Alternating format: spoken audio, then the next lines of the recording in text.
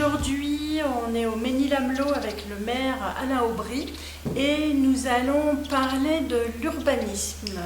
Absolument, bonjour Hélène, bonjour à tous. Je souhaite parler un peu d'urbanisme parce que je trouve que ça se complique un peu. Alors, je suis toujours assez fier de dire que les collectivités participent grandement au travail des entreprises locales, au BTP, etc. Et c'est un petit coup de gueule que je pousse aujourd'hui parce que je trouve que les choses se compliquent vraiment par rapport aux projets qu'on peut avoir, surtout en matière d'urbanisme, de développement, puisque la commune du Mesnil-Amelot a la chance, ou plus exactement la malchance, d'être dans le plan d'exposition au bruit par rapport au plateau Charles de Gaulle. A la chance, puisque ça a sauvé la commune à la création de l'aéroport, d'avoir un bâtiment historique qui est son église sur la commune, mais qui de ce fait impose un avis à l'architecte des bâtiments de France.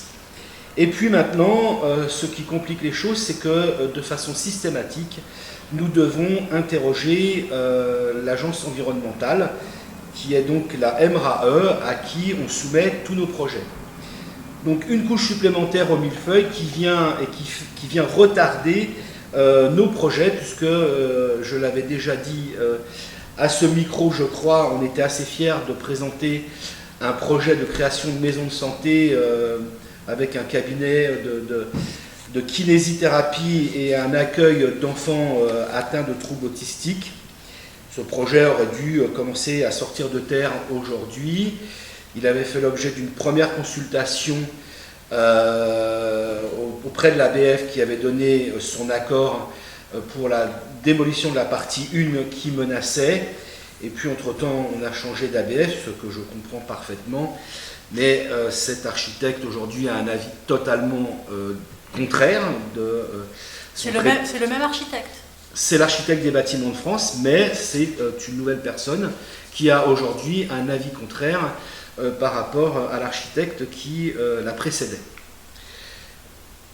Deux problèmes majeurs qui s'ajoutent à ça. L'autorité environnementale qui nous demande une enquête environnementale et à nouveau une modification de notre PLU puisque une partie de ce corps de ferme ne correspond plus à la démolition. Donc à chaque fois on repère 6, 8, 10 mois et cette maison de santé qui devait sortir de terre comme on le pensait en cette période-là, eh bien à mon avis ne sortira de terre que d'ici 1 an. Donc en clair, on perd une année pour pouvoir permettre à la mairie du Mesnil-Amelot de mettre son PLU à jour et d'avoir un avis post-enquête environnementale. Et l'enquête environnementale, ça n'existait pas avant ? Alors si, les enquêtes environnementales existaient avant, aujourd'hui... Sur ce projet-là, elle n'avait pas été réalisée ?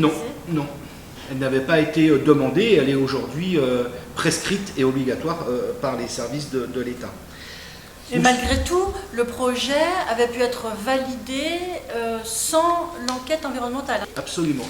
Il en était à la phase de réalisation. Il en était à la phase de démolition de la deuxième partie.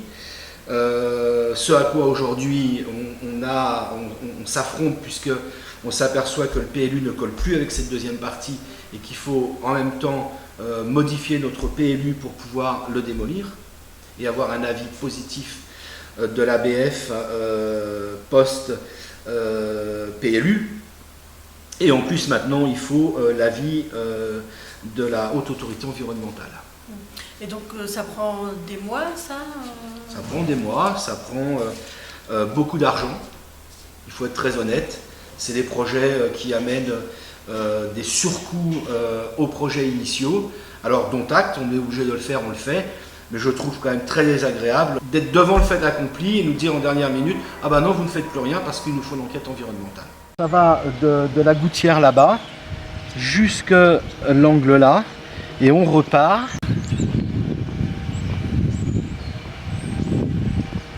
jusqu'à l'angle de l'autre rue là-bas.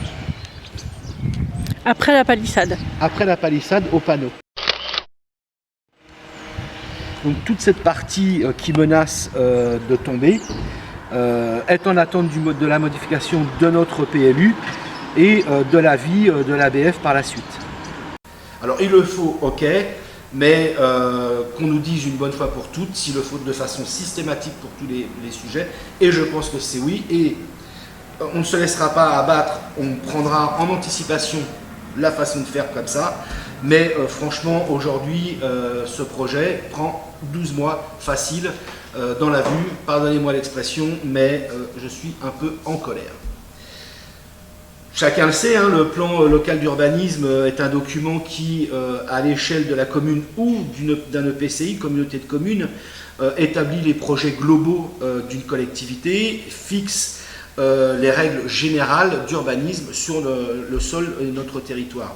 C'est lui qui prévoit pour les administrés si leur parcelle ou leur terrain est constructible ou pas, et c'est le PLU qui fixe les règles applicables en termes d'apparence des habitations, avec en plus sur notre secteur l'avis de l'architecte des bâtiments de France. Donc ça c'est en plus de l'enquête environnementale. C'est en plus. Donc là, le PLU, il va falloir reprendre une décision en conseil municipal. Absolument, avec les démarches qui vont avec, les mises à disposition des livrets au public, etc.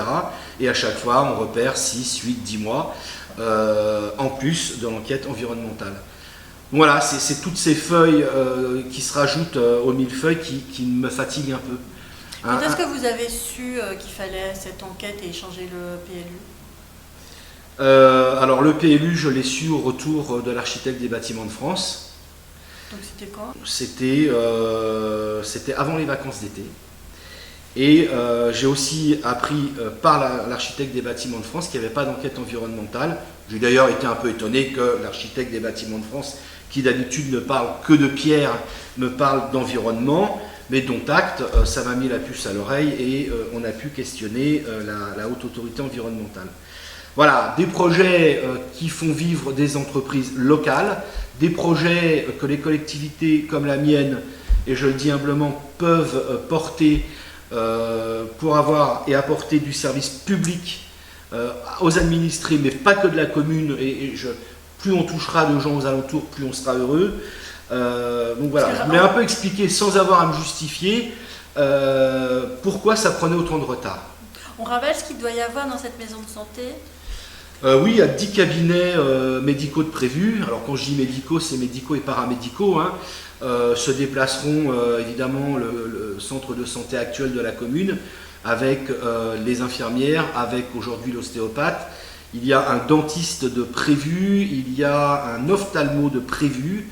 Et bien sûr un cabinet de kinésithérapie avec piscine, et puis priorité à l'accueil de ces petits-enfants atteints de troubles autistiques. Il y aura des médecins aussi? Il y aura les médecins généralistes, et puis j'espère que les spécialistes arriveront dans ce bel établissement. Voilà, c'est très compliqué. Et donc ça c'est déjà réservé, les professionnels de santé ont réservé leur cabinet? Alors je suis très prudent, hein, puisqu'il y avait 2 dentistes au départ, il y en a un qui, compte tenu, s'installait. Du retard? Compte tenu du retard, et je le comprends parfaitement, est parti, s'installer ailleurs. Je reste prudent sur les annonces, mais encore une fois, sans avoir à me justifier, je voulais que les uns et les autres comprennent pourquoi ça avait du mal à sortir de terre.